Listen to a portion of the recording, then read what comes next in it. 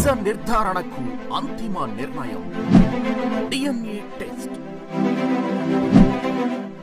ఉన్నది ఉన్నట్లుగా వాస్తవాలను శోధించి వివరించే మన డిఎన్ఏ టీవీ, మన రాష్ట్రం, మన ఛానల్. వాళ్ళకున్నటువంటి ఇబ్బందులను మొత్తం కూడా తీసుకోమని చెప్పి నన్ను రిపోర్ట్ చేయడం, రాష్ట్రంలో పర్యటన చేయడం. ఆనాడు చాలా దాడులు జరిగినాయి మన వాళ్ళ మీద.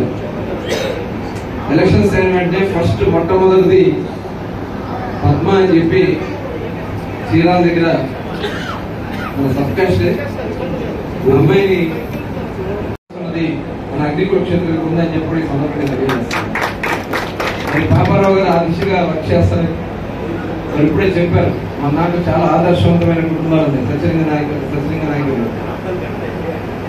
ఆయన మరి ఎంఎస్ చార్జెస్ పెట్టి స్కూళ్ళు పెట్టి, నేను మొన్ననే క్యాల్కులేట్ చేశాను, ఆయన పెట్టినటువంటి ఏదైతే కాలేజీలో స్కూల్లో దానికి పెట్టినటువంటి నిధి కానీ ఇవన్నీ చూస్తే ఇక్కడ లక్షల కోట్లు ఉండేవి. లక్షల కోట్లు విలువ చేసే భూమిని ఆ రోజున ఆయన దాదాపు చేశారు. అలాగే 18 లక్షల 3 సార్లు ఎమ్మెల్యే ఇండిపెండెంట్ గా పోటీ చేసి గెలిచారు.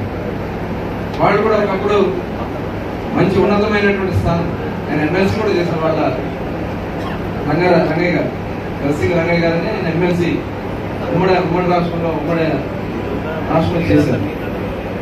మరి అటువంటి కుటుంబం ఇవాళ అన్ని రకాలు కూడా నష్టపోయారు. మనం అటు రాజకీయంగా కూడా ముందుకు రావాల్సిన అవసరం, వచ్చినటువంటి అవకాశాన్ని సద్వినియోగం చేశాం. ఆర్థికంగా కూడా బలోపేతమై మన పిల్లలను కూడా ఆర్థికంగా, సామాజిక, విద్యాపరంగా కూడా ముందుకు తీసుకెళ్ళడానికి ఒక చైతన్యం తీసుకురావాల్సినటువంటి అవసరం ఉంది. పాపారావు కూడా మంచి అనుభవం ఉంది. మరి వారు కూడా మరి రేపల్లి నుంచి మరి సంఘర్షణ చేయాలని ప్రయత్నం చేశారు. అయినా కూడా ఇవాళ జనసేన పార్టీ గుర్తించి మరి పవన్ కళ్యాణ్ గారు వారికి మరి కార్పొరేషన్ అవకాశం కల్పించారు. వారు తప్పకుండా అందరూ కూడా సహకారంతో ఈ కార్పొరేషన్ బలోపేతం చేసుకోవడానికి, మన వర్గాలను బలోపేతం చేసుకోవడానికి నా వంతు కృషి తప్పకుండా నేను చేస్తానని చెప్పి మరొకసారి మరి ఈరోజు ఈ చక్కటి కార్యక్రమం పాల్గొనే అవకాశం కల్పించినందుకు అందరికీ ధన్యవాదాలు తెలియజేసుకుని సెలవు తీసుకుంటా ఉన్నాను. లోపలికి వెళ్ళిన అమ్మాయి ఆత్మహత్య చేసుకున్నాను. నేను ఆ రోజు ఆ ఊరు కూడా వెళ్ళడం జరిగింది. చీరాల ఇలా చాలా దాడులు జరిగినాయి. చాలా మంది మీద కేసులు పెట్టారు.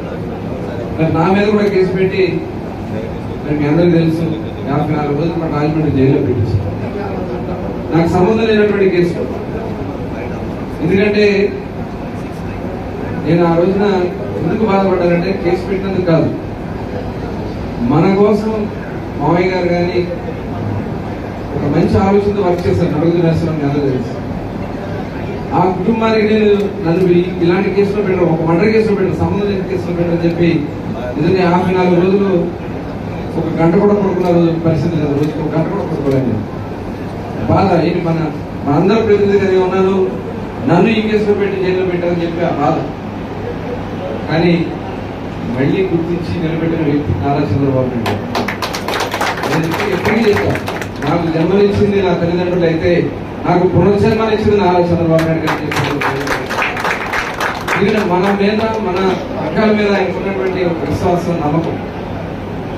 మరి ఆనాడు మామయ్య గారు ఫస్ట్ టైం ఎమ్మెల్యేగా గెలిచారు 99లో. ఆ రోజు 89లో పోటీ చేసి ఓడిపోయినా మళ్ళీ పిలిచి 94లో ఆ రోజు ఉన్నటువంటి పరిస్థితుల్లో ఇవ్వలేకపోయినా 99లో ఫస్ట్ టైం ఎమ్మెల్యేగా గెలిచిన మళ్ళీ ఇంటి దగ్గర కూర్చుంటే పిలిచి మంత్రి భావించినటువంటి పార్టీ తెలుగుదేశం పార్టీ. అట్లాగే 2009లో నేను పోటీ చేసి ఓడిపోయాను. 2014లో మళ్ళీ ఇంటి దగ్గర పిలిచి ఇచ్చే మంత్రి భావించాను. మళ్ళీ ఇప్పుడు అవకాశం ఇచ్చింది. ఎందుకంటే మన వర్గాల్లో ఉన్నటువంటి ఎన్నుబడదాన్ని పోగొట్టాల్సిన బాధ్యత మనం కూడా ఆలోచించుకోవాలి. ఎవరెవరు ఎలా ఉన్నారు, ఒకరికొకరు సహాయం చేసుకోవాలి. ఒకడు ముందుకెళ్తున్నాడు, ఒకడు వెనకలు అవుతారు. మనాడు అలాంటి పరిస్థితులు పోవాలి. సమైక్యంగా ఒకరికొకరు కలిసి ముందుకెళ్ళగలిగితే రమ్మని చెప్పారు. అది ఎక్కడ మిస్ అవుతానుకున్నా కానీ మిమ్మల్ని అందరినీ కలుసుకునే అవకాశం, మరి అవకాశం వచ్చింది. దానికి మనస్ఫూర్తిగా మరొకసారి ధన్యవాదాలు తెలియజేస్తున్నా. ఎందుకంటే మిగులు క్షత్రియ దీని గురించి చెప్పాల్సినంత అవసరం లేదు, అందరికీ తెలిసిందే. అయితే ఈ కార్పొరేషన్ ఏర్పాటు చేసుకోవడానికి కారణం 2014-19లో అప్పుడు నేను బీసీ వెల్ఫేర్ మినిస్టర్గా ఉన్నప్పుడు రాష్ట్రం అంతా కూడా తిరిగినటువంటి సందర్భంలో కొన్ని కార్పొరేషన్ ఉన్నాయి. అప్పుడు కొన్ని కార్పొరేషన్ సుమారుగా ఒక 11 కార్పొరేషన్లు ఉన్నాయి. ఆ కార్పొరేషన్లో ఆ సామాజిక వర్గాల అవసరాల కోసం కార్పొరేషన్ పనిచేస్తాం. కానీ మనకు వచ్చేటప్పటికి ఫిషరీస్ డిపార్ట్మెంట్ నుంచి లేదా బీసీ డిపార్ట్మెంట్ బీసీ వెల్ఫేర్ నుంచి వచ్చాయి. సరిపోవట్లేదు. మన వాళ్ళు వేట ఒకటే కాదు, చాలా వృత్తుల్లో ఉన్నారు. అటు కార్పెంటర్ కానీ చేతి వృత్తులు చాలా చాలా వృత్తులు మన వాళ్ళు ఉన్నారు.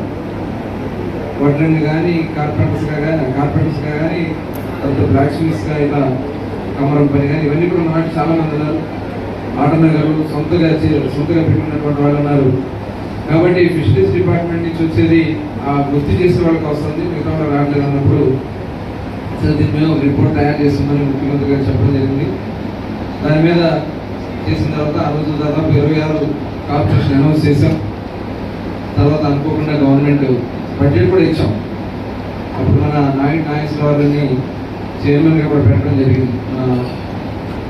ముమ్మిడివరం కాన్స్టిట్యున్సీ పెట్టినప్పుడు ఇక్కడ ఎలక్షన్స్ వచ్చేసి ఆ ఫండ్స్ అప్పుడు వాడలేదు. తర్వాత మళ్ళీ వైఎస్ఆర్ ప్రభుత్వం వచ్చింది. 5 ఏళ్ళు ఒక పైసా ఇవ్వాలి. ఇచ్చారు ఎవరికైనా పైసా చెప్పాలి. అసలు కూర్చున్న కుర్చీలు కూడా లేదు. ఏది ఆఫీస్ ఎక్కడికి వచ్చి చేస్తారు ధర్నా కూడా పెట్టాం. మమ్మల్ని అలక్షన్ తీసుకెళ్ళాలనుకోండి. ఈసారి బడ్జెట్ 39,000 కోట్ల రూపాయలు బీసీ వెల్ఫేర్ డిపార్ట్మెంట్. ఆ 39,000 రూపాయల్లో బడ్జెట్ కేటాయింపు కార్పొరేషన్ వారికి ఇవ్వడం జరుగుతుంది. ఆ వచ్చిన దాన్ని మనం ఎలా ఉపయోగించాలి, మన వాళ్ళలో ఉన్నటువంటి వెనుకబడితనం పోవాలి. ఎందుకంటే నేను చాలా గ్రామాల్లో చూశాను.